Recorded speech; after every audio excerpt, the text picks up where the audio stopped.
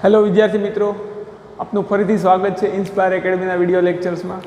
આજે આપણે ભણવાના છીએ કલનશાસ્ત્રની મદદથી જે અચળ પ્રયોગી ગતિના સમીકરણો આપણે કઈ રીતે તારવી શકીએ। તો આગળ આપણે વિકલન સમજી ચૂક્યા છે। કલનશાસ્ત્રમાં વિકલન આવે, સંકલન આવે, લક્ષ, એ બધું કલનશાસ્ત્રમાં આવે। જે તમે ગણિતમાં અભ્યાસ કરશો, જેને એ ગ્રુપ હશે તેને, જેમને બી ગ્રુપ છે તેમે ખાસ ધ્યાન રાખવું, એમને આ લોકોની આજે કલનશાસ્ત્રની વિસ્તૃત માહિતી નહીં મળે। એટલે આપણે બેઝિકથી શરૂઆત કરીએ કે જે આપણે જરૂર પૂરતું છે એટલું વિકલન અથવા સંકલન શીખવાના છીએ। સંપૂર્ણ વિકલન કે સંકલન આપણે શીખવાના નથી। આગળ આપણે વિકલનની મદદથી તાત્ક્ષણિક વેગ કઈ રીતે મેળવે એ આપણે જોયું છે। તો હવે આપણે સંકલનની મદદથી આ સમીકરણો કઈ રીતે મેળવી શકીએ કે જેમાં કલનશાસ્ત્રનો ઉપયોગ કરવાનો છે, તેનો આપણે અભ્યાસ કરશું। અને તેના માટે આપણે એક તો શબ્દથી વાકેફ છીએ, વિકલન।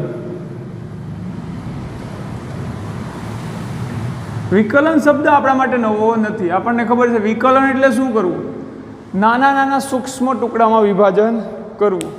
હવે ઘણીવાર એવું થાય કે સૂક્ષ્મ ટુકડાનું વિભાજન થઈ ગયા બાદ ઘણીવાર મોટી વસ્તુનું વિભાજન કરવાનું થાય, પણ ક્યારેક એવું બને કે નાના નાના ઘણા બધા ટુકડાઓને ભેગા કરવા હોય તેને ગણિતમાં શું કહીશું, મેથેમેટિક્સની ભાષામાં કહીશું સંકલન। સંકલન વિકલનનો મતલબ થશે ટુકડા કરવા, સૂક્ષ્મ ટુકડા કરવા।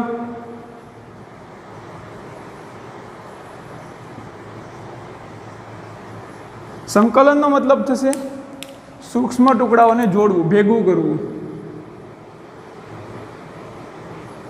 સૂક્ષ્મ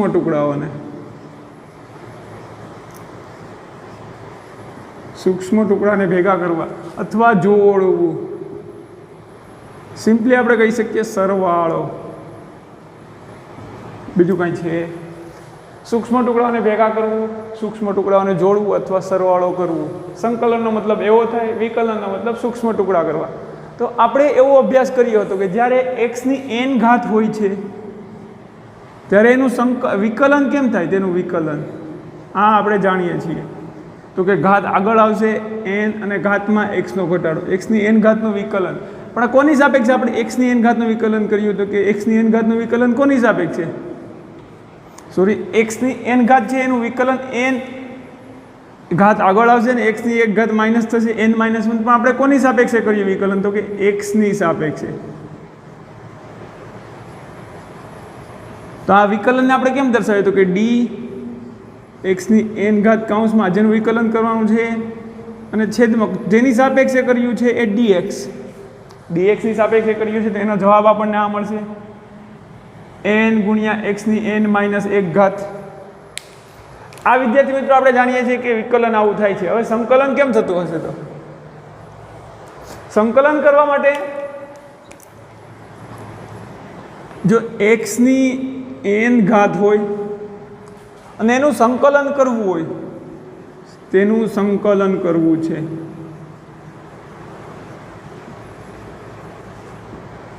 એક્સની n ઘાતનું સંકલન કરવું છે, તો આના માટે એક્સની n ઘાત આ વિકલન કરવામાં કેમ, એનું વિકલન કરીએ તો ડી કૌંસમાં જેનું વિકલન કરવું છે અને છેદમાં જેની સાપેક્ષે, તો કે એક્સના સ્વરૂપમાં જે આ વિધેય છે, જે કોઈ પણ એક્સના સ્વરૂપમાં હતું, ટીના સ્વરૂપમાં હતું, તો આપણે ટીની સાપેક્ષે વિકલન કરતા હતા। અહીંયા તો સામાન્ય સૂત્ર સમજીએ છીએ, તો એક્સના સ્વરૂપમાં છે તો છેદમાં ડીએક્સ લખતા હતા।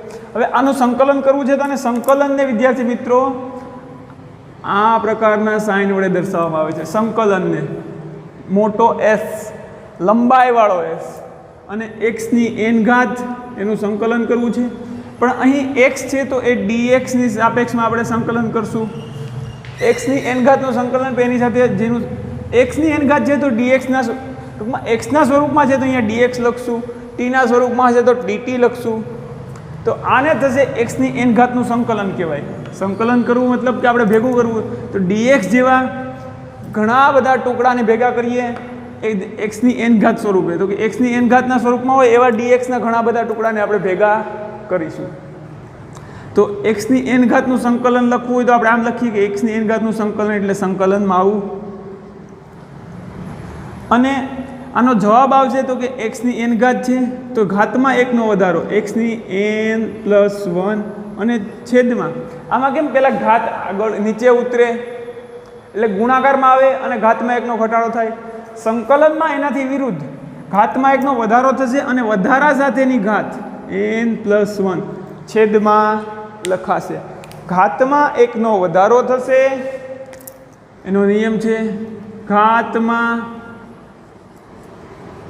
એકનો વધારો કરવો અને બીજું વધારા સાથેની ઘાત છેદમાં લખવી. વધારા સાથેની ઘાત છેદમાં આવે. તો હવે વિદ્યાર્થી મિત્રો તમને થોડો ઘણો આઈડિયા આવી ગયો છે. એક્સની એન ઘાતનું તો અહીંયા dx લખવું પડે, ખાલી એક્સની એન ઘાતનું સંકલન ન થાય. અને આ સિમ્બોલ છે જે લાંબો એસ એ સંકલનની નિશાની દર્શાવે છે. તો કે એક્સની એન ઘાતનું સંકલન શું થશે? એક્સની એન ઘાતનું સંકલન તો કે ઘાતમાં એકનો વધારો અને વધારા સાથેની ઘાતનો છેદમાં આવે. વધારા સાથેની ઘાત છેદમાં આવે. ઉદાહરણ તરીકે હવે તમને થોડું ઘણું આઈડિયા આવી ગયો તો એક્સની 5 ઘાતનું સંકલન આપણે કરવું છે. આનું સંકલન કરો.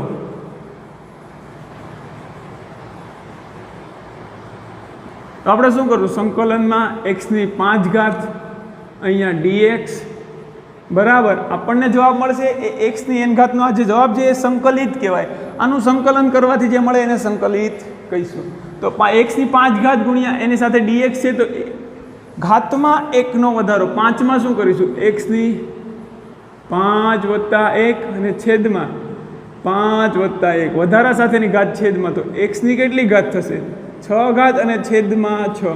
તો આનું સંકલન આવું થશે. એક્સની 5 ઘાત ઇન્ટુ એક્સની 5 ઘાતનું dxની સાપેક્ષમાં સંકલન કરીએ આપણે તો એક્સની 6 ઘાત અને છેદમાં 6 આવો જવાબ મળે. હવે ઉદાહરણ તરીકે આપણે બીજું એક જોઈએ કે ટીની 6 ઘાત હોય. ટીની નહીં, હવે આપણે જોઈએ 3t². આનું સંકલન કરો.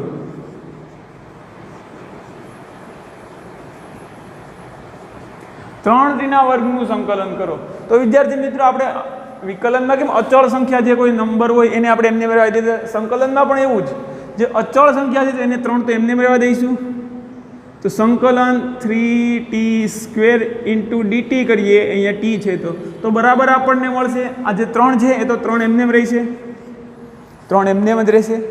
હવે સંકલનમાં આપણે કહીશું t² dt એટલે 3 એમના 3 એમને t² dt. ઘાતમાં એકનો વધારો કરવાનો. આ નિશાની સંકલનની છે, આપણે સંકલનની નિશાનીને બિલ્લુ કલરથી દર્શાવીએ. બિલ્લુ તો થોડુંક આઈડિયા સારું લાગે, કલરફુલ લાગે, રંગબેરંગી, સતરંગી રે આવું બધું લાગે.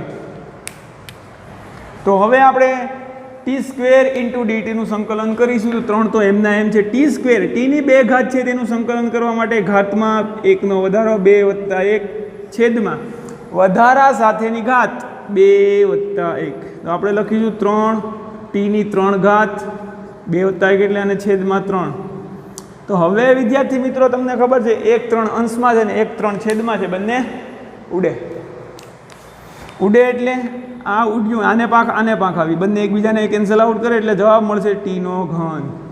3t² નું સંકલન થશે t3. તો હવે વિદ્યાર્થી મિત્રો તમને સંકલન કેમ કરવું એનો આઈડિયા હોવો જોઈએ. હજુ સંકલનમાં નવી એક બાબત ઉમેરીએ કે આપણે આ સંકલન કર્યું એ અનિયત સંકલન હતું. અહીંયા આપણે કોઈ લિમિટ મૂકી નહોતી, એની સીમાઓ મૂકી નથી. હવે એની સીમિત સંકલન કરવું તો બીજું કાંઈ નહીં, આપણે એક્સની એન ઘાતનું સંકલન કરવું છે, પણ ક્યાં સુધી? તો કે 3 થી લઈને 4 સુધી સંકલન કરવું છે. તો એને કહીશું આપણે સીમિત સંકલન. અત્યાર સુધી આપણે શીખ્યા અસીમિત સંકલન હતું, હવે આમાં સીમા આપી દઈએ તો સીમિત સંકલન થશે. સીમિત સંકલન માટે બીજું કાંઈ છે નહીં. સીમિત સંકલન કરવા માટે એક સામાન્ય નિયમ છે, આની જેમ જ કરવાનું. ધારો કે હવે આપણે એક સીમિત સંકલનનું ઉદાહરણ જોઈએ તો કે tની 3 ઘાતનું t બરાબર 4 થી લઈ ને t બરાબર આપણે 0 રાખીએ, ઇઝી પડશે. અથવા તો ક્યાંયથી પણ ચાલે, 0 થી લઈને t બરાબર 4 સેકન્ડ સુધી સંકલન કરો. t બરાબર 4 સેકન્ડ સુધી સંકલન કરો. તો ટીની 3 ઘાત નું લખેલ છે વિદ્યાર્થી મિત્રો. મારા અક્ષર ખૂબ જ સરસ છે એટલે તમને તકલીફ જરાય નહીં પડતી એવી હું આશા રાખું છું. મને અક્ષરમાં સુલેખનમાં ઇનામ મળેલું હતું, પહેલો નંબર આવ્યો હતો મારું સુલેખનમાં. આટલા સારા અક્ષર થાય મારા. ટીની 3 ઘાતનું ટી બરાબર 0 થી ટી બરાબર 4 સેકન્ડ સુધી સંકલન કરો. તો આ થઈ ગયું આપણે ટીની સીમાઓ આપી દીધી છે નિયત સંકલન. તો નિયત સંકલનમાં આપણી નિયત સારી હોવી જોઈએ. નિયત સંકલન કરવા માટે સિમ્પલ વસ્તુ છે કે આપણું જે રેગ્યુલર નિયમો છે એ જ કરીએ. તો કે ટીની 3 ઘાતનું સંકલન કરવું છે તો સંકલનમાં ટીની 3 ઘાત અહીંયા ડીટી, આટલું ક્લિયર. પરંતુ સીમાઓ મૂકવાની છે કેટલી? તો કે ટી બરાબર 0 સેકન્ડથી 4 સેકન્ડ સુધી. અહીંયા 0 નીચે લખશું, નાની સીમા 0 થી લઈને ક્યાં સુધી? તો કે 4 સેકન્ડ સુધી. આ સીમાઓ થઈ ગઈ. તો એનું સીમિત સંકલન કેમ થશે વિદ્યાર્થી મિત્રો? એનું સીમિત સંકલન થશે બરાબર સીમાઓને એમને રહેવા દેવાનું છે. આપણને ખબર છે ટી ઘન અને ડીટીનું સંકલન શું થાય પહેલાં એ લખી દઈએ. ટીની 3 ઘાત એટલે કે ટીની ઘાતમાં 1નો વધારો, સંકલન કહે છે કે 3માં 1નો વધારો એટલે 4, વધારા સાથેની ઘાત છેદમાં 4 સંકલન થઈ ગયું. પછી હવે આની સીમાઓ મૂકી દેવાની છે. ક્યાંથી સીમાઓ? તો કે આનું સંકલન થઈ ગયું. કાઉન્સમાં શા માટે રાખ્યું તમને આગળ સમજાશે કે મેં કાઉન્સ શા માટે કર્યું. સીમાઓ 0 થી લઈને 4 સેકન્ડ સુધી. અહીંયા કોઈ પણ આપી શકે, -1 થી -10 કે -1 થી 180 કે -1 થી 1,390 ગમે એ આપી શકે સીમા. તો આનું આપણે આગળ સાદરૂપ કેમ આપશું? તો આપણને અહીં આનું સંકલન આવડી ગયું, સીમાઓ મૂકી દીધી. હવે શું કરવાનું? તો કે ટીની જગ્યાએ એક વખત અપર લિમિટ મૂકવાની, એમાંથી માઇનસ કરીને લોઅર લિમિટ મૂકવાની. તો કે ટીની જગ્યાએ આપણે એક વખત અપર લિમિટ મૂકીએ તો કે ટીની જગ્યાએ અહીંયા કેટલા છે? 4ની 4 ઘાત છેદમાં 4. પછી શું કરશું? માઇનસ સૂત્ર છે કે અપર લિમિટ મૂકવી ટીની જગ્યાએ, પછી માઇનસ કરવાનું ને પછી ટીની જગ્યાએ લોઅર લિમિટ. લોઅર લિમિટ કેટલી છે? 0. તો ટીની જગ્યાએ 0ની 4 ઘાત છેદમાં 4. આ થઈ ગયું આપણું નિયત સંકલન. આનો જવાબ શું આવશે વિદ્યાર્થી મિત્રો? આપણે કરશું 4ની 4 ઘાત છેદમાં 4 એટલે 4ની 3 ઘાત ઓછા 4ની 0ની ગમે એટલી ઘાત એટલે 0 ભાગ્યા કાંઈ પણ એટલે 0. જવાબ આવશે આપણને 4ની 3 ઘાત 4 ગુણ્યા 4 ગુણ્યા 4 4 ગુણ્યા 4 16 ગુણ્યા 4 66. તો આપણને જવાબ મળ્યો કે ટીની 3 ઘાતનું ટી બરાબર 0 થી લઈને ટી બરાબર 4 સેકન્ડ સુધી સંકલન કર્યું તો આપણને 66 જવાબ મળ્યો. હજુ આમાં જ એક વિસ્તૃત આપણે એક્ઝામ્પલ સોલ્વ કરવાનો પ્રયત્ન કરીએ કે દાખલા તરીકે આના પછીનું કે ટીની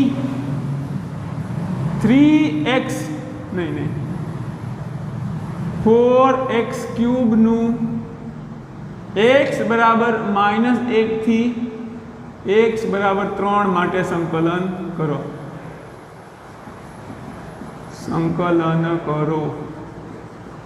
x 4x3 ઘાતનું x બરાબર -1 થી x બરાબર 3 સુધી સંકલન કરો.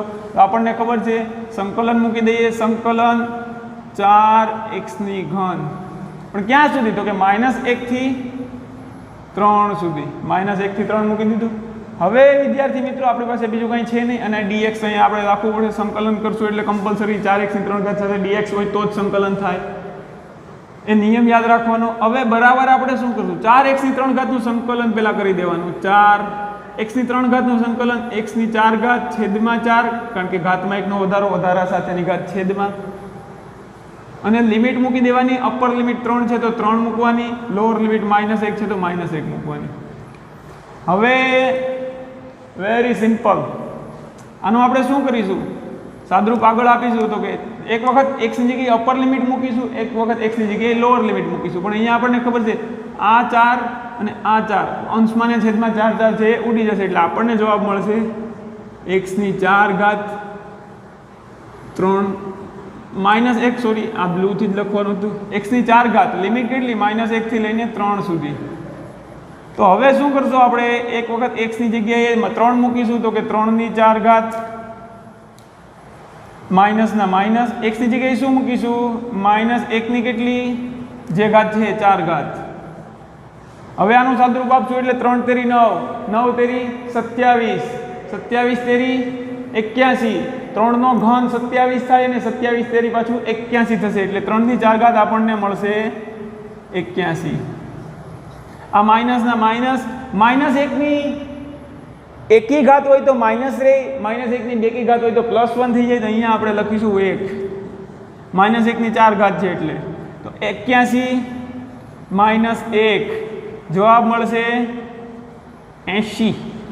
ઉનાળામાં જે આપણે યુઝ કરીએ 80 જવાબ મળે. તો હવે વિદ્યાર્થી મિત્રો તમને થોડું ઘણું સંકલનનો ખ્યાલ આવી ગયો હોય તો આપણે કલનશાસ્ત્રની મદદથી અચળ પ્રવેગી ગતિના સમીકરણો તારવવાનો પ્રયત્ન કરીએ. તો હવે વિદ્યાર્થી મિત્રો આપણે સંકલન શીખી ગયા છીએ થોડું ઘણું, જે આપણે જરૂર પૂરતું છે એટલું.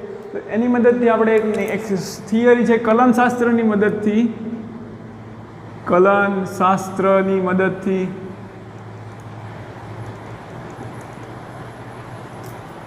અચળ પ્રવેગી ગતિના સમીકરણો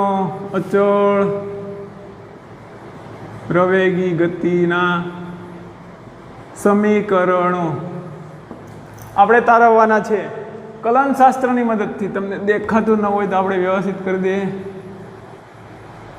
કલનશાસ્ત્રની મદદથી અચળ પ્રવેગી ગતિના સમીકરણો તારવવાના છે. હવે આ સમીકરણો તારવવા માટે આપણે ભૂતકાળને થોડોક યાદ કરીએ. આપણો જે ભવ્ય ભૂતકાળ છે કે આપણે જાણીએ છીએ કે પ્રવેગ બરાબર શું થશે? તાત્ક્ષણિક પ્રવેગ બરાબર dv/dt. જે આપણે આપણા ભવ્ય ભૂતકાળમાં જાણી ગયા છીએ કે પ્રવેગ બરાબર તાત્ક્ષણિક પ્રવેગ એટલે કે પ્રવેગ બરાબર તે કોઈ ક્ષણ પૂરતો પ્રવેગ હશે તો એને આપણે લખીશું dv/dt. સૂક્ષ્મ વેગમાં થતો ફેરફાર અને સૂક્ષ્મ સમયગાળામાં વેગમાં થતો ફેરફાર.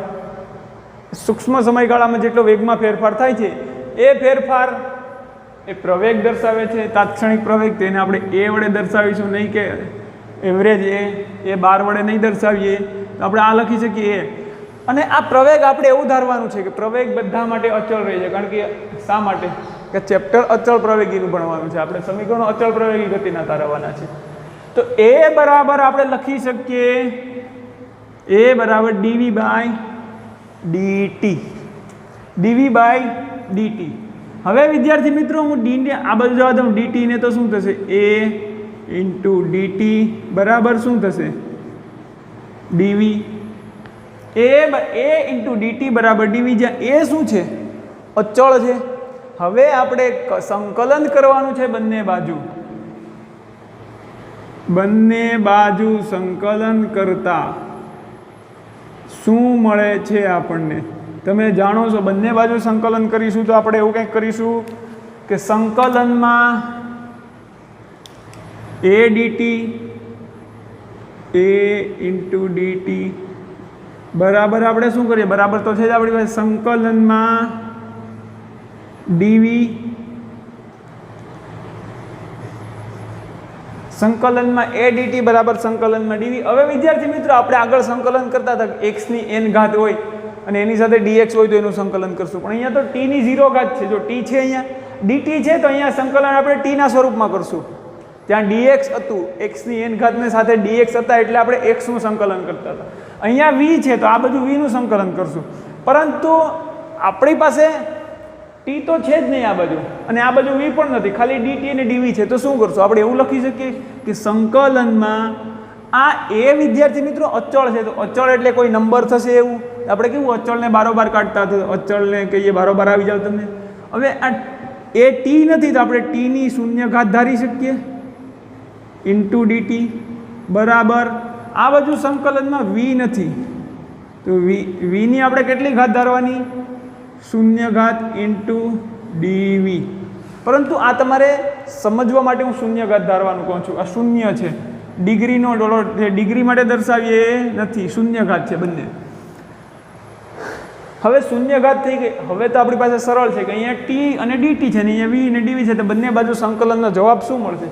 પરંતુ વિદ્યાર્થી મિત્રો સંકલન કેટલું કરવાનું છે? તો કે t બરાબર 0 થી આ બાજુ સંકલન કેટલું કરશું? તો કે t બરાબર 0 થી t બરાબર t સમય સુધી. તો અહીંયા t બરાબર 0 થી હું લિમિટ મૂકીશ, અહીંયાથી લિમિટ મૂકીશ 0 થી t સમય સુધી કે એટલે સ્મોલ t આપણે સ્મોલ t રાખીએ. અને અહીંયા વેગનું સંકલન કેટલું કરવાનું છે? એ કણ v0 થી એની ગતિ કરવાનું શરૂ કરે છે અને અંતિમ વેગ કેટલો થાય છે v સુધી, તો કે v0 થી લઈ અને v સુધી સંકલન કરવાનું છે. તો અહીંયા પણ એ લિમિટ મૂકવી પડશે 0 થી લઈને t સમયગાળા સુધી, v થી લઈ v0 થી લઈને v વેગ સુધી. હવે આનું આપણે સંકલન કરીએ તો આપણને જવાબ મળશે t ની 0 ઘાતમાં આપણે 1 ઉમેરીએ એટલે t ની 1 ઘાત, એટલે એને t વડે દર્શાવીશું. તો એ તો કોન્સ્ટન્ટ છે તેને રહેવા દઈએ, આ a નો a એમને t ની 0 ઘાત એટલે કે t ની ઘાતમાં 1 નો 0 માં 1 નાખીએ એટલે 1, t ની 1 ઘાત એને આપણે t વડે દર્શાવીએ અને છેદમાં 1 આવશે, t ની 1 ઘાતના છેદમાં 1, t ની 0 ઘાતનું સંકલન. અને એને આપણે લિમિટ કેટલી આપશું 0 થી લઈને t સુધી, બરાબરના બરાબર.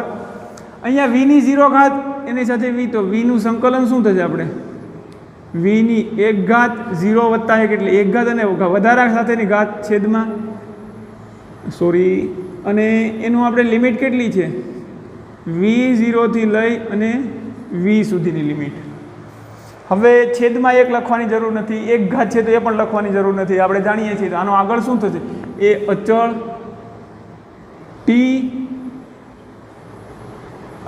એ અચળ t બરાબર, અને આપણે એની લિમિટ લખી દઈએ 0 થી 1 સુધી, 0 થી t સુધી બરાબર. અહીંયા શું થશે v ની 1 ઘાત એટલે v છેદમાં 1 એટલે આપણે ખબર છે કાંઈ નહીં લખીએ નહીં ચાલે, અને v0 થી લઈને v સુધી.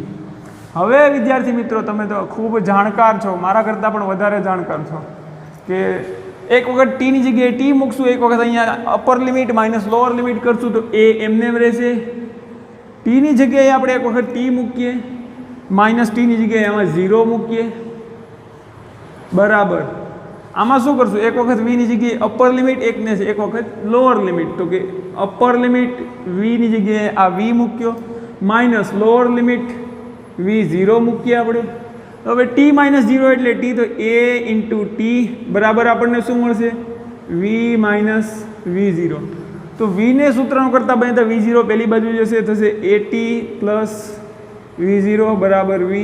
આને વ્યવસ્થિત આપણે ગોઠવીએ તો લખશું v બરાબર v0 પ્લસ at, જે તમે ખૂબ જ સારી રીતે જાણો છો કે જે અચળ પ્રવાહી ગતિનું એક સમીકરણ છે, v બરાબર v0 પ્લસ at.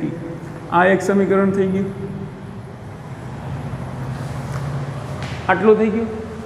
હવે આપણે વેગ બરાબર લખી શકીએ કે તાત્ક્ષણિક વેગ v બરાબર dx બાય dt, v બરાબર dx બાય dt, આવું આપણે લખી શકીએ, તમે જાણો છો. તો હવે શું કરશું dx બાય dt કરવા માટે વેગ બરાબર dx બાય dt મૂકી દીધું. હવે આપણે આનું સંકલન કરીશું. હવે આનું સંકલન કરવા માટે આપણે શું કરીશું, dt ને પહેલી બાજુ લઈ જઈએ તો આપણને જવાબ મળશે v ઇન્ટુ dt બરાબર dx, અથવા dx ને પહેલાં લખીએ તો આપણને મળશે dx બરાબર v dt. હવે વિદ્યાર્થી મિત્રો આ v છે, જે આ v0 થી v છે, v તો જો dt ના સ્વરૂપમાં, આ v અહીંયા આપણે dt નું સંકલન કરવું છે, dt છે અહીંયા dx છે, તો જે સંકલન થશે એ આ બાજુ x ના સ્વરૂપમાં થશે ને આ બાજુ t ના સ્વરૂપમાં થશે. પણ અહીંયા v અચળ નથી, જો v અચળ હોત તો આપણે બારોબાર કાઢીને t ની 0 ઘાત કરી નાખત, પરંતુ v પણ અચળ નથી, v બદલાય છે. તો v જે રીતે બદલાતો હોય તો v ને કંઈક t ના સ્વરૂપમાં દર્શાવવો હોય તો આ સ્વરૂપે આપણે દર્શાવી શકીએ કે નહીં, v બરાબર v0 વત્તા at, જ્યાં v0 નું મૂલ્ય અચળ છે, ફિક્સ થઈ ગયું, v0 ફિક્સ થઈ ગયું એટલે v0 અચળ થાય. અને at કે જ્યાં t વેરિયેબલ છે અને અહીંયા t છે, dt છે, તો આ v છે t ના સ્વરૂપમાં હોવું જોઈએ. એટલા માટે આપણે v ને આપણે v બરાબર લખીએ v0 પ્લસ at, તો dx બરાબર આપણે લખી શકીએ dx ના dx બરાબર v ની જગ્યાએ લખીશું v0 પ્લસ at, કારણ કે અહીં જો v છે એ પણ ચલ છે એટલે કે એ પણ બદલાય છે, અને સમયની સંકલન કરવું છે તો અહીંયા સમય પણ બદલાય છે. v અને t બંને બદલાતું હોય તો એક સાથે બે ચલનું સંકલન આપણે દ્વિસંકલન આપણે ભણ્યા નથી હજી, એ 12 સાયન્સ સુધી આવતું નથી કંઈ અભ્યાસમાં, આગળ આવે છે તમે હાયર મેથેમેટિક્સનો અભ્યાસ કરશો તો એ દ્વિસંકલનનો ઘણી બધી વાર છે આપણે ભણવાની. પણ આપણે એવું યાદ રાખીએ કે જો બે ચલ આવતા હોય તો આ v ને આ જે dt કે dx હોય, અહીંયા dt છે તો v ને t ના ચલના સ્વરૂપમાં દર્શાવો, dx હોત તો d ના x ના ચલના સ્વરૂપમાં દર્શાવવાનું.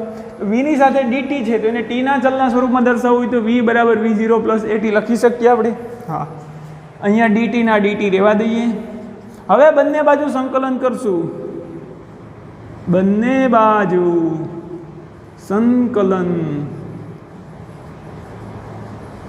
બંને બાજુ સંકલન કરીએ તો આપણને શું મળશે? સંકલનમાં આ વધારે મોટું થઈ ગયું કે નહીં?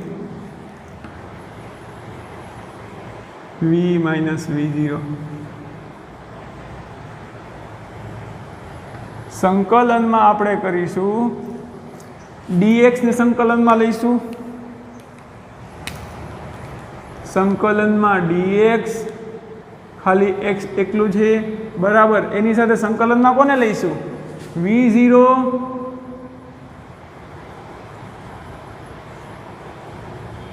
વત્તા at કૌંસ પૂરો અને એની સાથે dt. સ્થાનાંતર વિદ્યાર્થી મિત્રો કેટલું થતું? આપણે ઉદાહરણ હતું કે શરૂઆતમાં કણ x0 પર હતું, પછી કણ ક્યાં પહોંચે છે? x પર. તો આપણે લખીએ શરૂઆતમાં કણ ક્યાં છે? x0 પર, પછી ક્યાં પહોંચે છે? x પર. એવી જ રીતે સમય કેટલો? શરૂઆતનો સમય t બરાબર 0 હતો, અહીંયા t ના સ્વરૂપમાં કરવાનું છે. અહીંયા પછીનો સમય t સમયગાળા બાદ શું થાય છે એ વિચારતો હતો કે t બરાબર 0 સમયે કણનું સ્થાન x0 હતું, t બરાબર t સમયે કણ x પર પહોંચતો હતો. તો આપણે આ લિમિટ યાદ રાખીશું. આ પૂછાય છે વિદ્યાર્થી મિત્રો થિયરીના સ્વરૂપે આપણે પ્રશ્ન પરીક્ષામાં, તો આપણે યાદ રાખીશું આનો જવાબ કેમ લખવો. હવે આ dx છે એનું સંકલન તમને હવે આવડે છે કે આ સંકલન કરીએ આપણે. dx નું સંકલન શું થશે? તો કે x ની 0 ઘાત સ્વરૂપે આપણે લખી શકીએ. x ની 0 ઘાત ઇન્ટુ dx. જે લિમિટ છે, સોરી લિમિટ પણ બ્લુથી લખીએ. લિમિટ કેટલી છે? x0 થી લઈને x સુધીની બરાબર. અહીંયા તો કંઈ તકલીફ જ નથી. 0 થી અહીંયા તો બરાબર જ છે. t છે 0 થી લઈને t સુધી ને સંકલનમાં લખીશું v0 વત્તા at ઇન્ટુ dt. આ t છે વિદ્યાર્થી મિત્રો, એ જેવું ન લાગે. તમને અગાઉ કીધું એમ કે મને અક્ષરના સુલેખનના એવોર્ડ મળ્યો હતો, એ એવોર્ડ હાથવીને મૂકી દીધો, મેં કોઈ દેખાડતો નથી હું. હવે સંકલન કરતાં તમને આવડે છે x ની 0 ઘાતનું સંકલન શું થશે? તો કે x ની 1 ઘાત અને વધારા સાથેની ઘાત છેદમાં, એટલે આપણે આવું લખી શકીએ. x ની 1 ઘાત એટલે x ને છેદમાં 1 એટલે લખવાની જરૂર નથી, તમે જાણો છો. એની લિમિટ કેટલી છે? x0 થી લઈને x સુધી બરાબર શું મળશે આપણને? તો કે અહીંયા v0. હવે વિદ્યાર્થી મિત્રો ખાસ શીખવાનું છે. અહીંયા v0 ની સાથે t ની કેટલી ઘાત છે? આ વત્તા આપણે લખીએ, થોડુંક નાનું કરી તો વ્યવસ્થિત દેખાશે. આ v0 એની સાથે હું t ની 0 ઘાત લખું વત્તાના વત્તા, કારણ કે અહીં dt છે તો અહીંયા t ની સ્વરૂપમાં આપણે દરેક સમીકરણ હોવું જોઈએ. અને એની સાથે જે ગુણાકારમાં હોય અચળ હોવું જોઈએ, એની સાથે પણ બીજો કોઈ ચલ હોવો જોઈએ નહીં. તો અહીં જો v0 વિદ્યાર્થી મિત્રો પ્રારંભિક પ્રવેગ ફિક્સ થઈ ગયો છે, એ બદલાતો નથી, એટલે પ્રારંભિક પ્રવેગ તો અચળ છે, એટલે આ v0 નું મૂલ્ય અચળ તરીકે આપણે લઈ શકીએ. અહીં શું થશે? આ v0 છે, આ t ની 0 ઘાત છે, આ વત્તા છે, આપણે વત્તા કરીએ. તો હવે જો v0 તો અચળ છે એટલે v0 એમને રહેવા દઈએ. t ની 0 ઘાત છે, t ની 0 ઘાતમાં આપણે t ની 1 ઘાત ઉમેરીએ તો શું થાય? t ની 0 વત્તા એટલે t ની 1 ઘાત અને વધારા સાથેની ઘાત છેદમાં t ની 1 ઘાતમાં છેદમાં 1 એટલે આપણે t લખીએ. વત્તાના વત્તા, એ અચળ છે એટલે એ અચળ કાઢી લઈએ બારોબાર. t ની 1 ઘાત છે તો t ની 1 ઘાતમાં ઘાતનો વધારો કરીએ એટલે 1 વત્તા 1 એટલે 2 અને વધારા સાથેની ઘાત છેદમાં, અને પાછી આપણે લિમિટ મૂકી દો 0 થી t ની. હવે આપણે આ લિમિટ એપ્લાય કરીએ તો કે x આ જે ચલ છે તેની જગ્યાએ અપર લિમિટ મૂકીશું minus lower limit. Upper limit આપણી પાસે મળશે, x ની જગ્યાએ પહેલાં x મૂકીએ, માઇનસ લોઅર લિમિટ x0 મૂકીએ, આપણને આવું મળશે. બરાબર શું લખીશું? તો કે એક વખત v0 આ t છે ત્યાં t મૂકીશું તો શરૂઆતમાં તો આવું મળશે આપણને. t ની જગ્યાએ t અપર લિમિટ મૂકવાની છે, ચલ છે, આ ચલ t છે, કારણ કે અહીં dt ના સ્વરૂપમાં આપણે સંકલન કર્યું છે. તો t ની જગ્યાએ પહેલાં t મૂકીએ એટલે v0 એમને એમ, t ની જગ્યાએ t વત્તા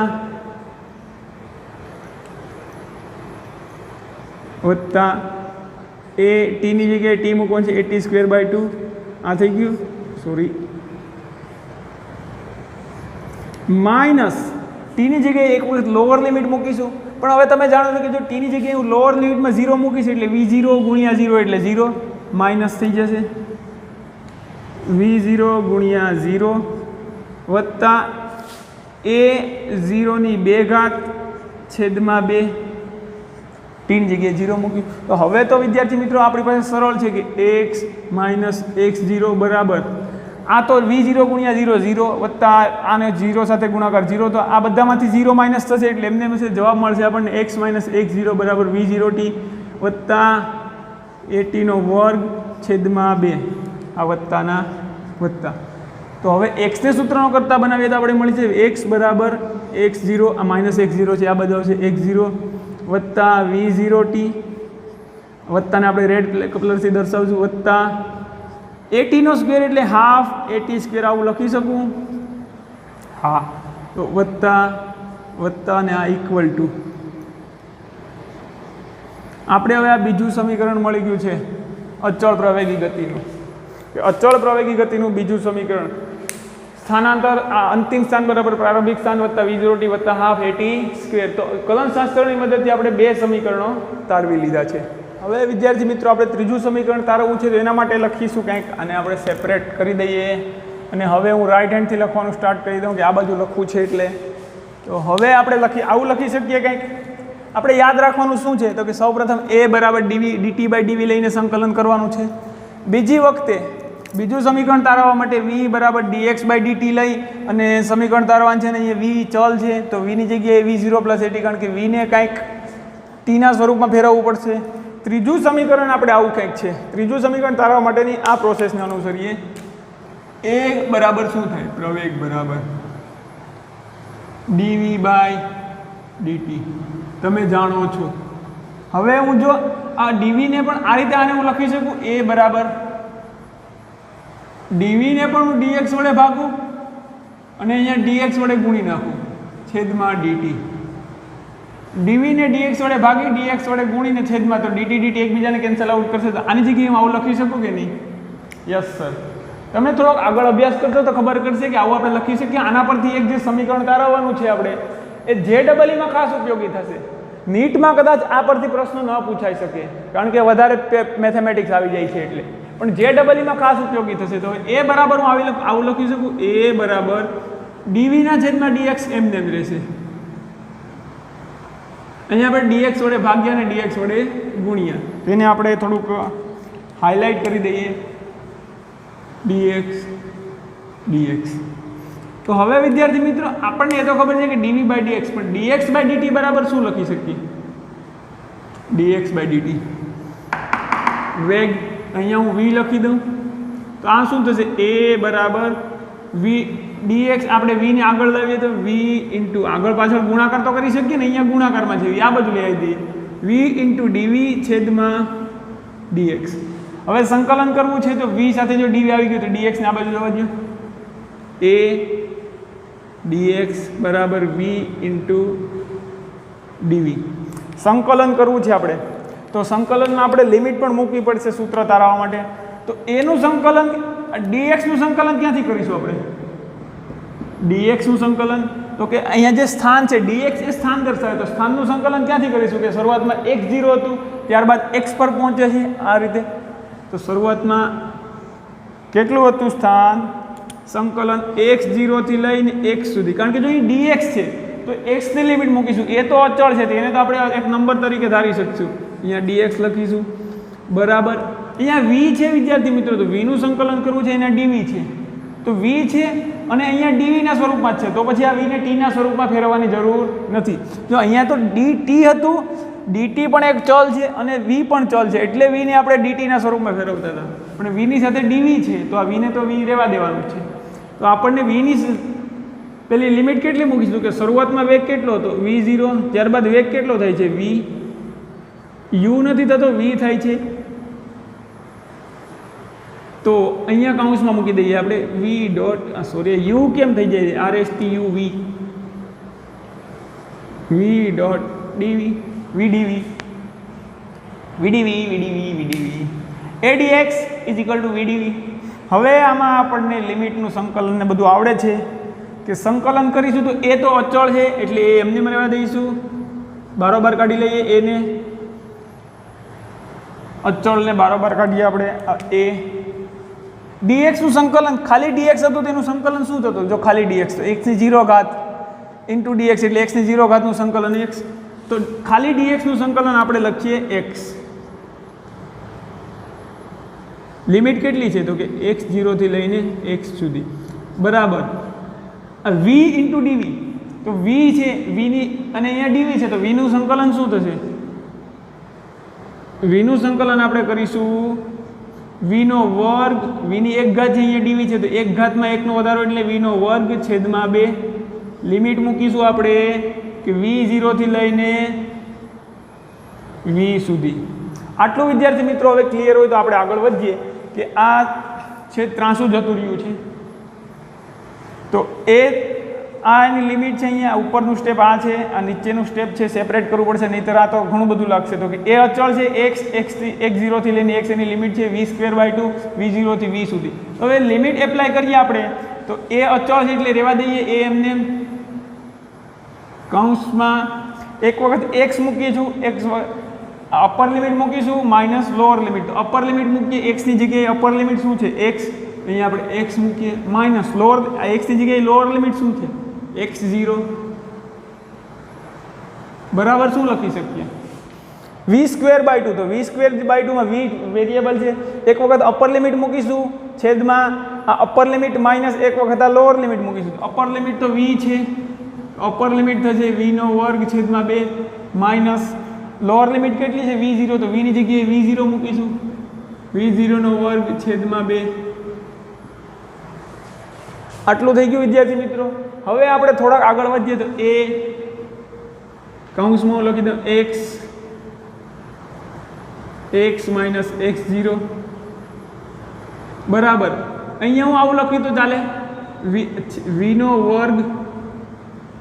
v² ઓછા v0² છેદમાં 2. જો બંનેના છેદમાં 2 છે એટલે હવે 2 ને આ બાજુ આપણે ગુણી દઈએ તો 2 a કૌંસમાં v x માઇનસ x0 કૌંસ પૂરો બરાબર v² ઓછા v0². vના વર્ગને સૂત્રનો કરતા બનાવીએ આપણે તો આપણને v0 આ બાજુ આવી જશે v0 વત્તા આ બાજુ ઓછા છે આ બાજુ આવશે એટલે વત્તા થશે v0 વત્તા v0² વત્તા 2a કૌંસમાં x માઇનસ x0 બરાબર v². આ v છે u નથી વિદ્યાર્થી મિત્રો. તો vના વર્ગને સૂત્રનો કરતા બનાવીએ તો આપણે લખી શકીએ આ બાજુ vના વર્ગને આ સૂત્રને વ્યવસ્થિત લખીએ તો v² બરાબર v0² વત્તા 2a કૌંસમાં સ્થાનાંતર. તો સ્થાનાંતર કેટલું થાય છે x માઇનસ x0. અચળ પ્રવેગી ગતિનું આ ત્રીજું સમીકરણ આવું કંઈક હતું આપણે તો કે અંતિમ વેગનો વર્ગ બરાબર પ્રારંભિક વેગનો વર્ગ વત્તા 2a ઇન્ટુ સ્થાનાંતર. તો કલનશાસ્ત્રની મદદથી વિદ્યાર્થી મિત્રો આપણે આ રીતે અચળ પ્રવેગી ગતિના સમીકરણો તારવી શકીએ.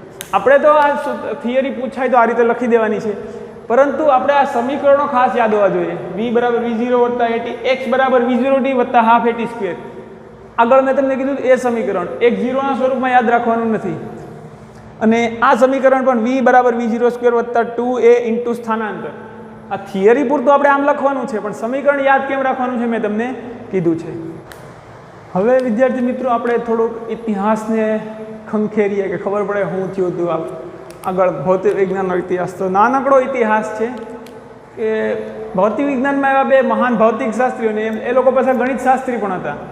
હવે જે લોકો ભૌતિક શાસ્ત્રી હશે એ સારો એવો ગણિત શાસ્ત્રી પણ હશે કારણ કે ભૌતિક વિજ્ઞાન એ ગણિત જ છે પણ ખાલી થિયરી સ્વરૂપમાં થોડું ઘણું છે. નહીંતર ભૌતિક વિજ્ઞાન એ ગણિતની જ એક શાખા છે.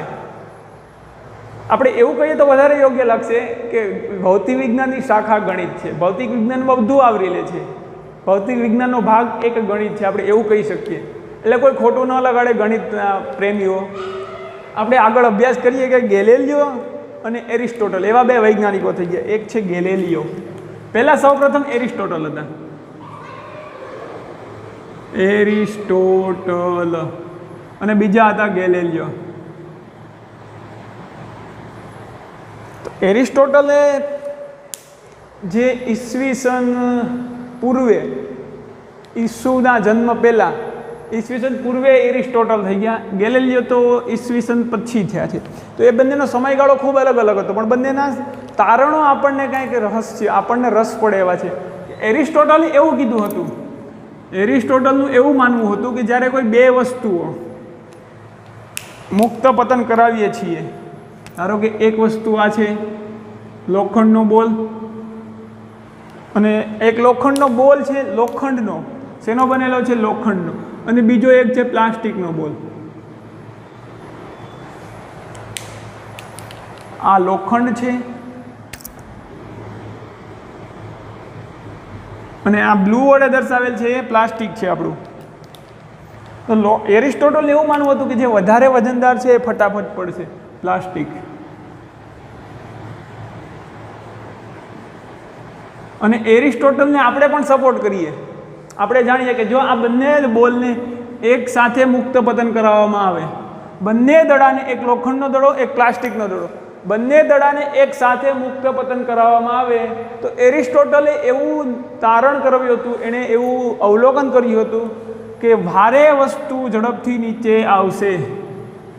ભારે વસ્તુ અથવા પદાર્થ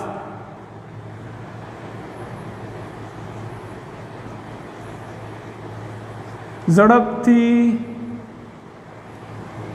નીચે આવશે. એરિસ્ટોટલ એવું વૈજ્ઞાનિક માનવું હતું કે ભારે વસ્તુ છે ને ઝડપથી નીચે આવશે. પણ ગેલેલિયો તો ઘણા સમય બાદ, એરિસ્ટોટલના ઘણા સમય બાદ ગેલેલિયોનો સમય આવે છે. ગેલેલિયો. તો એ ગેલેલિયોનું એવું માનવું હતું, વિદ્યાર્થી મિત્રો, કે ગેલેલિયોએ પ્રયોગો દ્વારા એવું સાબિત કર્યું હતું કે એરિસ્ટોટલ ખોટા હતા.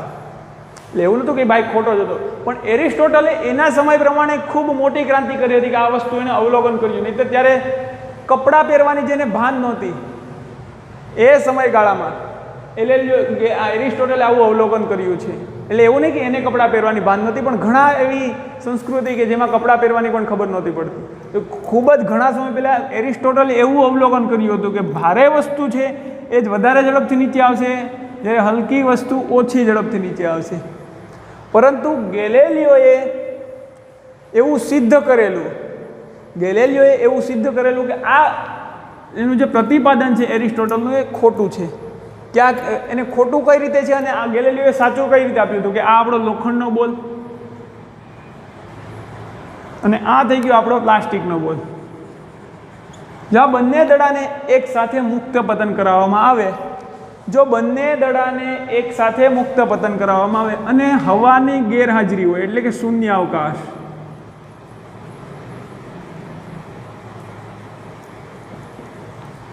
કોઈ પણ જાતની વસ્તુ હાજર ન હોય, કોઈ પણ જાતનું માધ્યમ હાજર ન હોય ને શૂન્યાવકાશમાં જો આ બંને દડાને એક સાથે મુક્ત પતન કરાવવામાં આવે તો બંને પદાર્થ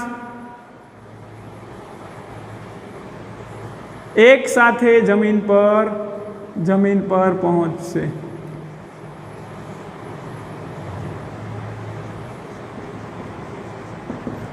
ગેલેલિયોએ આવું સિદ્ધ કરેલું છે કે જો બંને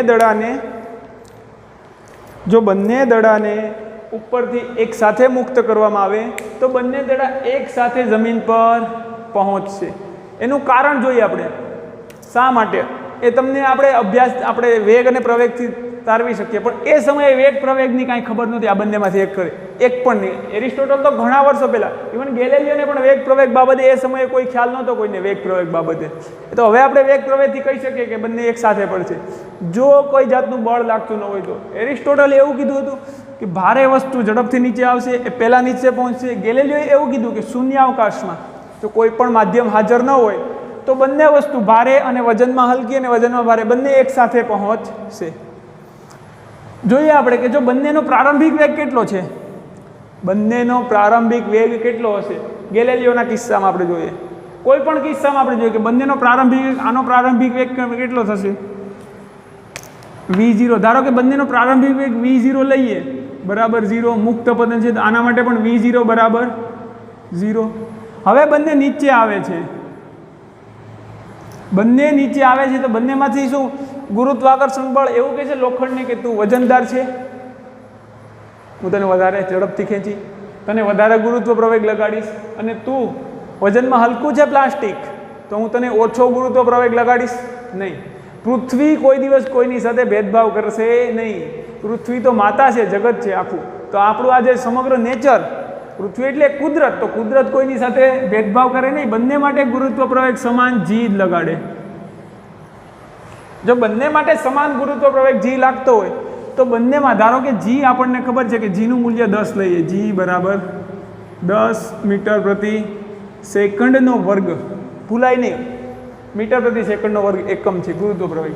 હવે જો અહીંયા બંને મુક્ત પતન કરાવીએ એટલે બંનેને આમ મૂકીએ, આ રેડ આ લોખંડનો દડો, આ પ્લાસ્ટિક દડો, બંનેને હું એક સાથે મૂકીશ તો બંને માટે અહીંયાથી હું એમને મુક્ત કરાવું છું તો બંનેનો પ્રારંભિક વેગ v0 થશે. અંતિમ વેગ દર સેકન્ડે એના મૂલ્યમાં 10નો વધારો થાય છે. તો જો બંનેને આપણે એક સાથે અહીંયાથી મૂવ કરાવીએ, આ પ્લાસ્ટિકનો બોલ, આ લોખંડનો બોલ, બંનેનું એક સાથે મુક્ત પતન કરાવીએ તો 1 સેકન્ડ બાદ, જે આપણે ત્રીજી માર્ક કરી લઈએ કે 1 સેકન્ડ બાદ બંનેના વેગમાં શું થશે, પ્રારંભિક વેગ 0 છે, 1 સેકન્ડ બાદ બંનેનો વેગ, આનો વેગ કેટલો થશે, આનો વેગ 10 મીટર પ્રતિ સેકન્ડ થઈ જશે. પહેલાં 0 હતો, દર સેકન્ડે 10નો વધારો થાય છે નીચે તરફ, તો આનો 10 થઈ જશે, આનો પણ કેટલો થઈ જશે 10 મીટર પ્રતિ સેકન્ડ. બીજી સેકન્ડ બાદ 1 સેકન્ડ, બીજી સેકન્ડ બાદ આનો વેગ 10માં દર સેકન્ડે બંનેમાં 10નો વધારો થાય છે, તો આનો વેગ 10ને બદલે 20 થશે, આનો વેગ 10માં 10નો વધારો એટલે આનો પણ 20 થશે. હજુ ત્રીજી સેકન્ડ બાદ લોખંડનો વેગ દર સેકન્ડે બંનેમાં 10નો વધારો થાય છે, તો આનો વેગ 20માં 10 નાખીએ એટલે 30 મીટર પ્રતિ સેકન્ડ થશે, આનો વેગ પણ 30 મીટર પ્રતિ સેકન્ડ થશે. તો વિદ્યાર્થી મિત્રો, આ પરથી આપણે એવું નક્કી કરી શકીએ કે ગેલેલિયોએ જે કાંઈ કીધું એને પણ આ કાંઈ ખબર નહોતી કે આ રીતે સમીકરણો છે, પણ એને એનું ઓબ્ઝર્વેશન કર્યું હતું, એણે એવી જે એની ઘડિયાળો એ પ્રમાણે તો લોલક હતું, આમ લોલકવાળી ઘડિયાળો, કે લોલકનો સમયગાળો કેટલો જોઈએ, ઘડિયાળ ચોક્કસ સમય ના હોય કે આજે 8:35 થઈ ગઈ, પણ આ લોલક એક આવર્તન પૂરું કરે એટલે એક સમયગાળો પાછો આવર્તન પૂરું કરે, એમ સમયગાળા નક્કી કરતા હતા. એવા સમયમાં ગેલેલિયોએ નક્કી કર્યું હતું કે આ સમય આજે ટૂંકમાં પેલું પડે છે ને દડા બંને, અથવા તો કોઈ પણ વસ્તુને આપણે મુક્ત પતન કરાવીએ તો એ મુક્ત પતન માટે બંને જો શૂન્યાવકાશમાં હોય, હવાની ગેરહાજરી હોય, કોઈ જાતનું માધ્યમ હાજર ન હોય, તો બંનેનો વેગમાં એક સમાન ફેરફાર થાય છે. એ તો આપણે અહીંયા આ રીતે જોયું, પણ એણે એવું કીધું કે બંને એક સાથે નીચે પહોંચશે. એ આપણે આ પ્રેક્ટિકલી જોયું, આપણે આ વેગના અને પ્રવેગના સમીકરણો ખબર છે એટલે.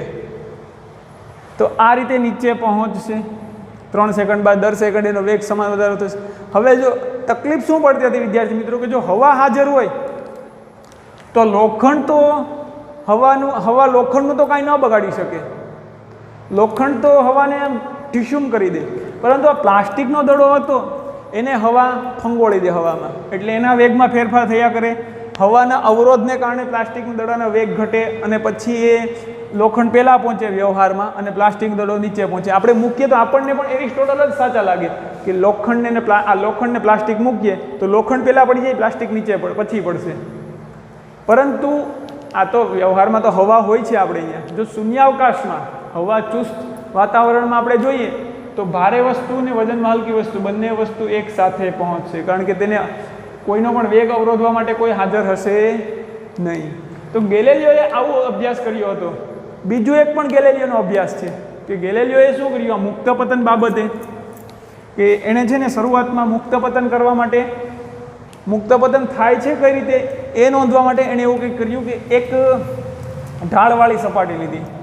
આ તો હવે તમારે જરૂર નથી, જીની મૂલ્યની તમને ખબર છે કે જી 10 મીટર પ્રતિ સેકન્ડ નીચે તરફ જ લાગે. ગેલેલિયોએ સૌપ્રથમ એક ઢાળવાળી સપાટી લીધી કે જેનો સૌપ્રથમ થીટા હતો, થીટા આપણે લઈએ 10 ડિગ્રી. હવે ઢાળવાળી સપાટી માટે ગેલેલિયોને ખરેખર શું કરવું હતું ખબર, કે દર સેકન્ડે અથવા તો દર ચોક્કસ સમયગાળા માટે આ કણ જે કોઈ પણ આપણે મુક્ત પતન કરાવીએ છીએ એ કેટલું સ્થાનાંતર કરે છે દર ચોક્કસ સમયગાળામાં. પહેલી સેકન્ડમાં આટલું, એના પછી માનો કે 1 સેકન્ડ લઈએ અથવા તો 3 સેકન્ડ લઈએ તો પહેલી 3 સેકન્ડમાં એટલું કરે છે, બીજી 3 સેકન્ડમાં આટલું, એના પછીની 3 સેકન્ડમાં આટલું. તો કોઈ એક ચોક્કસ સમયગાળા દરેક એ જ સમાન સમયગાળા માટે એનું સ્થાનાંતરમાં શું ફેરફાર થાય છે. એણે ગેલેલિયોને એ સમયે એવો વિચાર આવ્યો હતો ત્યારે આ સૂત્રો હતા v બરાબર v0 વત્તા at અને x બરાબર v0t વત્તા હાફ at સ્ક્વેર, એવા કોઈ સૂત્રો હતા નહીં. તો ગેલેલિયોએ એ સમયે એવો વિચાર આવ્યો કે મારે આ નોંધવું છે કે દર ચોક્કસ સમયગાળામાં સ્થાનાંતર કેટલું કરે છે. તો ત્યારે એની પાસે કોઈ એવી સ્ટોપ વોચ નહોતી અત્યારે તો, નહીંતર અત્યારે આપણી પાસે સ્ટોપ વોચ છે કે જે માઇક્રો સેકન્ડમાં બતાવી દે કે જો કણ અહીંયાથી મૂક્યો ને અહીંયા પહોંચે તો એક્ઝેક્ટ કેટલો સમય લાગ્યો, પહેલી મિનિટ અથવા તો પેલું એનું મેઝર કેટલું કરી શકે. તો કે 1 સેકન્ડમાં અહીંયાથી અહીંયા પહોંચે ત્યારે એને કેટલું અંતર કાપ્યું, પછીની સેકન્ડમાં કેટલું અંતર કાપ્યું, પછીની સેકન્ડમાં કેટલું અંતર કાપ્યું. આપણી પાસે અંતર માપવાનું પણ પ્રિસાઇઝ ઇન્સ્ટ્રુમેન્ટ છે અને સમય માપવાનું પણ પ્રિસાઇઝ ઘડિયાળો છે આપણી પાસે. સિઝિયમ ઘડિયાળ છે, આપણે આગળ પ્રથમ ચેપ્ટરમાં જોયું હશે ભૌતિક જગતમાં. તો ત્યારે ગેલેલિયો પાસે તો નહોતું કાંઈ. તો ગેલેલિયોએ શું કર્યું કે શરૂઆતમાં એણે એક ઢાળવાળી સપાટી લીધી અને દડાને અહીંયા રાખ્યો. હવે અહીંયાથી એણે મૂક્યો ત્યારે નોંધ્યું કે એક ચોક્કસ સમયગાળો, એ પહેલા સમયગાળામાં અહીંયા પહોંચે છે, બીજા સમયગાળામાં અહીંયા પહોંચે છે. સૂર્ય દડો નાનો કરવો પડશે, સમયગાળા વધારે લેવાના છે. તો દડાને અહીંયા મૂક્યો એણે પહેલાં, પછી એક સમયગાળો થાય છે તો દડો અહીંયા પહોંચે છે, એના પછીના સમયગાળામાં દડો અહીંયા. આજે સમય સેમ છે, ધારો કે આપણે સમયને 1 સેકન્ડ લઈએ અત્યારે હાલ પૂરતો, તો કે 1 સેકન્ડમાં પહેલી સેકન્ડમાં અહીંયાથી મૂકીએ ત્યારે અહીંયા પહોંચે છે, બીજી સેકન્ડમાં અહીંયાથી અહીંયા પહોંચે, ત્રીજી સેકન્ડમાં અહીંયાથી અહીંયા પહોંચે, ચોથી સેકન્ડમાં અહીંયા ક્યાંક પહોંચે છે. એટલે કે પ્રથમ સેકન્ડમાં કાપેલું અંતર છે આ બીજી સેકન્ડમાં કાપેલું અંતર, આ ત્રીજી સેકન્ડમાં કાપેલું અંતર, આ ચોથી સેકન્ડમાં કાપેલું અંતર. એવું છે કે નહીં? તો પ્રથમ સેકન્ડમાં કાપેલું અંતર, બીજી સેકન્ડમાં, ત્રીજી સેકન્ડમાં. તો એણે નોંધ્યું કે પ્રથમ સેકન્ડમાં જો એણે x જેટલું ધારો કે અંતર કાપ્યું છે તો એના પછીની બીજી સેકન્ડમાં એણે x કરતાં 3x જેટલું અંતર કાપ્યું. પ્રથમ સેકન્ડમાં જેટલું કાપ્યું હતું એના કરતાં બીજી સેકન્ડમાં 3x જેટલું અંતર કાપ્યું. એના પછીની સેકન્ડમાં ગેલેલિયોએ નોંધ્યું હતું કે પ્રથમ સેકન્ડમાં x કાપ્યું હતું, બીજી સેકન્ડમાં 3x, એની પછી સેકન્ડમાં 5x જેટલું અંતર કાપ્યું હતું, એની પછીની સેકન્ડમાં 7x જેટલું અંતર કાપ્યું હતું. અને જો આને વધારતા જઈએ તો શું થતું હતું? તો કે તો પછીની સેકન્ડમાં 9x જેટલું અંતર કાપે. પ્રથમ સેકન્ડમાં કાપે એના કરતાં બીજી સેકન્ડમાં 3 ગણું કાપે, પછી પ્રથમ સેકન્ડમાં કાપે છે એના કરતાં ત્રીજી સેકન્ડમાં 5 ગણું અંતર કાપે છે. આ જ વસ્તુને જો આપણે ઢાળ વધારીએ, ગેલેલિયોએ જોયું કે તો ઢાળ વધારીએ 10 ડિગ્રી હતો એને બદલે હવે હું ખૂણો કરી દઉં છું 60 ડિગ્રી ધારો કે. અને પછી જો એને અંતર માપે છે તો શરૂઆતમાં દડો અહીંયા હતો, પહેલી સેકન્ડમાં અહીંયા પહોંચે છે, બીજી સેકન્ડમાં અહીંયા, ત્રીજી સેકન્ડમાં અહીંયા, ચોથી સેકન્ડમાં અહીંયા પહોંચે છે. તો પ્રથમ સેકન્ડનું અંતર ધારો કે આ વખતે પણ એને x લીધું છે. પ્રથમ સેકન્ડમાં ધારો કે આ વખતે એને y મળ્યું. બીજી સેકન્ડમાં એણે જોયું તો બીજી સેકન્ડમાં કાપેલું અંતર શું હતું? 3y. ત્રીજી સેકન્ડમાં એણે કાપેલું અંતર શું હતું? 5y. એના પછીની સેકન્ડમાં કાપેલું અંતર મળ્યું એને 7y. તો જો પ્રથમ સેકન્ડમાં અંતર કાપે છે એના કરતાં બીજી સેકન્ડમાં પ્રથમ સેકન્ડમાં કાપેલા અંતર કરતાં 3 ગણું અંતર કાપશે. ત્રીજી સેકન્ડમાં કેટલું અંતર કાપશે? તો કે પ્રથમ સેકન્ડમાં કાપેલા અંતર કરતાં 5 ગણું. આમાં પણ જો પ્રથમ સેકન્ડમાં અંતર કાપેલું તો એના કરતાં બીજી સેકન્ડમાં 3 ગણું અંતર કાપે છે. તો વિદ્યાર્થી મિત્રો અહીંયા ગેલેલિયોએ એવું પ્રતિપાદન કર્યું કે જો આપણે ઢાળ વધારતા જઈએ ઘટાડતા જઈએ એને કોઈ ફરક પડતો નથી, પરંતુ કણ પ્રથમ સેકન્ડમાં જે અંતર કાપે છે એના કરતાં એના પછીની સેકન્ડમાં 3 ગણું અંતર કાપશે, એના પછીની સેકન્ડમાં પ્રથમ સેકન્ડમાં કાપેલા અંતર કરતાં 5 ગણું અંતર કાપશે. જો કાપેલા અંતરનો ગુણોત્તર એકી સંખ્યામાં વધે છે કે નહીં? તો કાપેલું અંતર આપણને આ ગુણોત્તરમાં મળશે 1:3:5:7 ચાલુ રહેશે. આ કિસ્સામાં પણ 1:3:5:7. તો બંનેમાં સમાન શું મળ્યું આપણને? તો કે કાપેલા અંતરનો ગુણોત્તર.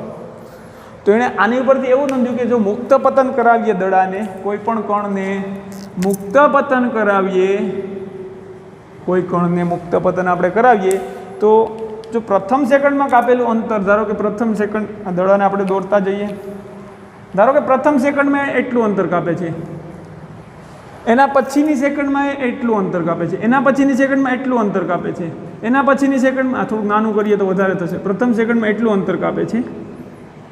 એના પછીની સેકન્ડમાં ધારો કે આટલું અંતર કાપે છે. એના પછીની સેકન્ડમાં આટલું અંતર કાપે છે. એના પછીની સેકન્ડમાં આટલું અંતર કાપે છે.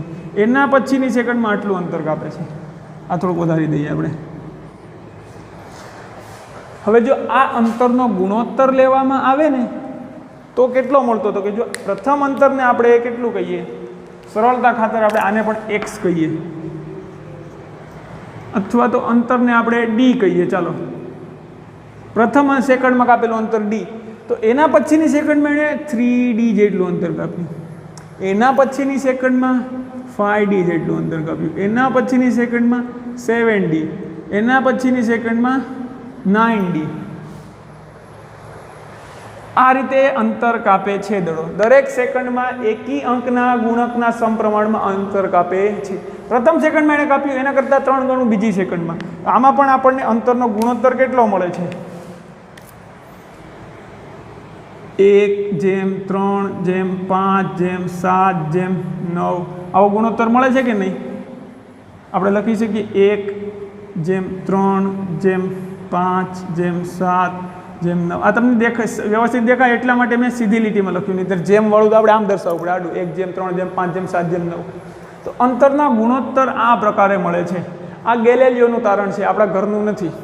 તો ગેલેલિયોએ ત્યારે એના સમયમાં આવો બહુ મહત્વાકાંક્ષી અભ્યાસ કર્યો હતો અને એણે એ પણ નોંધ્યું હતું કે આટલું તો થઈ ગયું ગેલેલિયોનું, તો કે જો પ્રથમ સેકન્ડમાં કાપેલું અંતર શું થાય છે? પ્રથમ સેકન્ડમાં અંતર d કાપે છે 1 સેકન્ડ બાદ. હવે આની ઉપરથી આપણે થોડુંક વિસ્તૃત સમજ મેળવીએ કે પ્રથમ સેકન્ડમાં એ d અંતર કાપે છે. 1 સેકન્ડમાં અંતર કેટલું થાય છે? d. આપણે રેડ ને બ્લેક પેન યુઝ કરીએ તો ઇઝી પડશે. ઓકે, 1 સેકન્ડ થાય છે ત્યારે એનું અંતર કેટલું મળે છે? અહીંયા આપણે 1 સેકન્ડ અહીંયા મળશે ને, આપણે લખીએ 1 સેકન્ડ જ્યારે થાય છે, આ 1 સેકન્ડ સમયગાળો છે. આપણે એવું લઈએ કે પ્રથમ 3 સેકન્ડ પછીની 3 સેકન્ડ, તો પણ એ કાપેલા અંતરનો ગુણોત્તર આ રીતે મળે. એટલે આપણે જે એક સમાન સમયગાળામાં કાપેલા અંતરનો ગુણોત્તર જોઈએ છે, પણ સરળતા ખાતર આપણે 1 સેકન્ડ લઈએ અથવા તો પ્રથમ આ ટો જેટલા સમયમાં આપણે આને લઈએ, પ્રથમ ટો જેટલો સમય. પણ આપણે 1 સેકન્ડ વધારે સરળ પડે સમજવા માટે. તો કે 1 સેકન્ડમાં કેટલું અંતર કાપે છે? આ સેકન્ડ છે, તો કે 1 સેકન્ડ થાય ત્યારે અંતર કેટલું કાપે છે? d જેટલું. 2 સેકન્ડ થાય ત્યારે અંતર કેટલું કાપે? જો અહીંયા 2 સેકન્ડ થઈ છે તો ત્યારે અંતર કેટલું કાપશે? d + 3d. 4d જેટલું. પ્રથમ સેકન્ડમાં આટલું અંતર કાપે છે, બીજી સેકન્ડ થાય ત્યારે કુલ અંતર 4d જેટલું. ત્રીજી સેકન્ડ થાય એટલે અહીંયા થાય છે ત્રીજી સેકન્ડ. 3 સેકન્ડ થાય ત્યાં સુધીમાં અંતર કેટલું કાપે છે? d ને d, 4d, 4 ને 5, 9d જેટલું. ચોથી સેકન્ડ થાય એટલે કે અહીંયા થશે, ચોથી સેકન્ડ થાય ત્યારે ત્યાં સુધીમાં દડો કેટલું અંતર કાપશે? 3 ને 4 ને 5, 9 ને 7, 16d, 16d. હજી પણ 4 અને 5 સેકન્ડ થાય છે, અહીંયા 5 સેકન્ડ થશે, ત્યાં સુધીમાં એણે કેટલું અંતર કાપ્યું હશે? તો કે 16, આટલું તો 16 હતું, 16 ને 9, 25d. તો વિદ્યાર્થી મિત્રો, આની ઉપરથી ગેલેલિયોએ એવું તારણ કર્યું હતું. આ અંતર પણ એમ આપતા ગયા અને એણે એવું તારણ કર્યું કે જો 1 સેકન્ડમાં d જેટલું, 2 સેકન્ડમાં 2d જેટલું, 3 સેકન્ડમાં 9d જેટલું, તો અંતર છે જે આ જે સેકન્ડ જે કોઈ પણ છે એના વર્ગ જેટલું છે. જો 1 નો વર્ગ 1, 2 નો વર્ગ 4, 3 નો વર્ગ 9, 4 નો વર્ગ 16, 5 નો વર્ગ 25 સમયના વર્ગ પ્રમાણે વધે છે. જ્યારે એને આ સમીકરણની ખબર નહોતી, x = v0t + હાફ, આપણે મુક્ત પતન લઈએ તો at², આ સમીકરણમાં મુક્ત પતન લઈએ x બરાબર એટલે કે નીચેની દિશામાં થતું સ્થાનાંતર, આ તો શૂન્ય થઈ જશે. તો એની જગ્યાએ આપણે -g લખશું, -gt²/2. પણ આપણે માઇનસ એટલા હમણાં રાખી દઈએ, માઇનસ ખાલી નીચેની દિશા દર્શાવે છે. અહીંયા આપણને ખબર છે કે આ સમીકરણ પરથી કે અંતર એ સમયના વર્ગ પ્રમાણે વધે છે. પરંતુ ગેલેલિયોએ એના સમયમાં આની ઉપરથી એને તારવણી કરી લીધી હતી કે અંતર જો 1 સેકન્ડ બાદ d જેટલું થાય છે, 2 સેકન્ડ બાદ 4d જેટલું, 3 સેકન્ડ બાદ 9d જેટલું, તો કે જો અંતર એ સમયના વર્ગમાં વધે છે. તો કે અંતર આપણે x લઈએ તો x એ કોના સમપ્રમાણમાં છે? તો કે સમયના વર્ગના સમપ્રમાણમાં છે. ત્યારે એણે એવું તારવી લીધું હતું અને એને ઘણા બધા પ્રયોગો કર્યા અને એણે આવું તારવ્યું હતું અંતર બરાબર આ અચળાંક એણે મેળવી દીધો કે 5t², અંતર એ 5t² જેટલું હોય છે.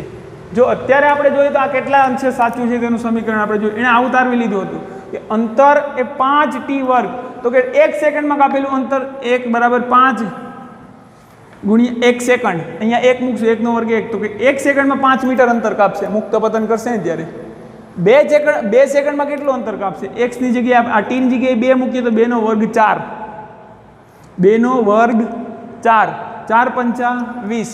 2 સેકન્ડમાં એ 20 મીટર જેટલું અંતર કાપશે. એણે આવું મેળવી લીધું હતું. આપણે જોઈએ કે આ સૂત્ર ઉપરથી એણે નક્કી કર્યું હતું કે x = 5t² થાય છે. હવે અહીંયા જુઓ મિત્રો, વિદ્યાર્થી મિત્રો, આપણી પાસે x = 9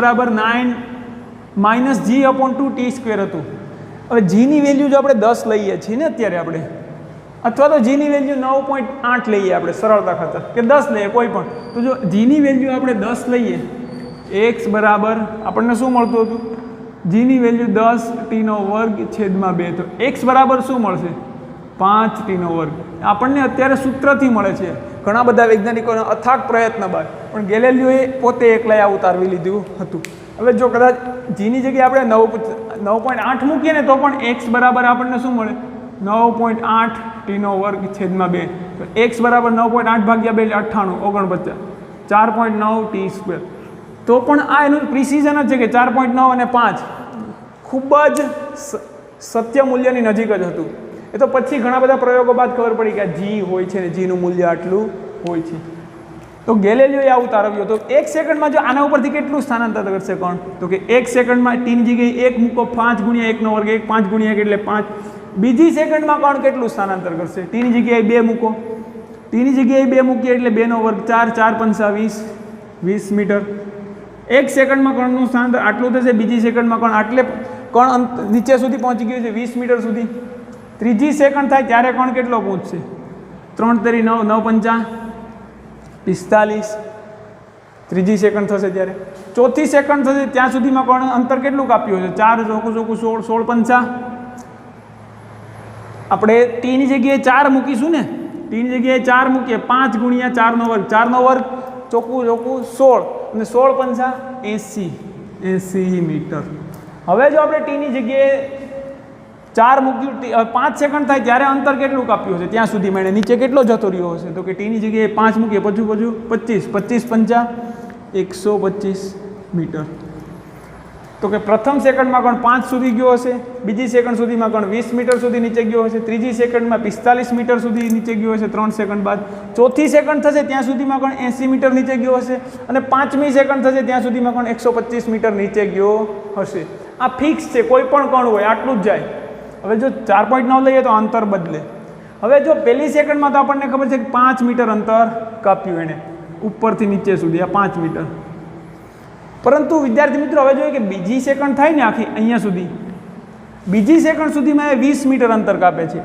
2 સેકન્ડ સુધીમાં પ્રથમ સેકન્ડમાં 5 મીટર અંતર કાપ્યું અને 2 સેકન્ડ થાય તો એ 20 મીટર અંતર કાપે છે. તો બીજી સેકન્ડમાં અંતર જોઈતું હોય તો આપણે કેમ મેળવી શકીએ? તો કે બીજી સેકન્ડમાં અંતર ટોટલ 20 મીટરમાંથી પ્રથમ સેકન્ડમાં 5 મીટર કાપે છે તો આ 15 મીટર થશે. ત્રીજી સેકન્ડમાં અંતર જોઈતું હોય તો કે ટોટલ 45 મીટરમાંથી 2 સેકન્ડમાં તો 20 મીટરનું અંતર કાપે છે. પ્રથમ 2 સેકન્ડમાં 20 મીટરનું અંતર કાપે છે અને 3 સેકન્ડ બાદ 45 મીટર છે. તો ત્રીજી સેકન્ડમાં એણે 25 મીટરનું અંતર કાપ્યું હશે. એવી જ રીતે ચોથી સેકન્ડમાં એણે 80 - 45 કરીએ તો 35 મીટરનું અંતર કાપ્યું હશે. એવી જ રીતે પહેલી સેકન્ડ, બીજી, ત્રીજી, ચોથી, પાંચમી સેકન્ડમાં એણે કેટલું અંતર કાપ્યું હશે? તો કે 125 - 80 એટલે 45 મીટરનું અંતર કાપ્યું હશે. હવે વિદ્યાર્થી મિત્રો જો આ અંતરનો ગુણોત્તર કેટલો મળે છે? તો આ અંતર 5 છે. તો અહીંયા 2, 3 ગુણ્યા 5 મળે છે. આ 5, 1, 3 પછી 5 ગુણ્યા 5 મળે છે, 7 ગુણ્યા 5 મળે છે, 9 ગુણ્યા 5 મળે છે અંતરનો ગુણોત્તર. આનો આપણે ગુણોત્તર લઈએ પ્રથમનો તો જો 1, પછી 5 તેરી 15, પછી 25, 5 7 35, 5 9 45. અંતરનો ગુણોત્તર આપણને 1 જેમ કઈ રીતે મળે છે? અંતરનો ગુણોત્તર તો કે 1 જેમ, આ કિસ્સામાં પણ 1 જેમ 3 જેમ 5 જેમ 7 જેમ 9. અંતરનો ગુણોત્તર આ પ્રમાણે મળે છે।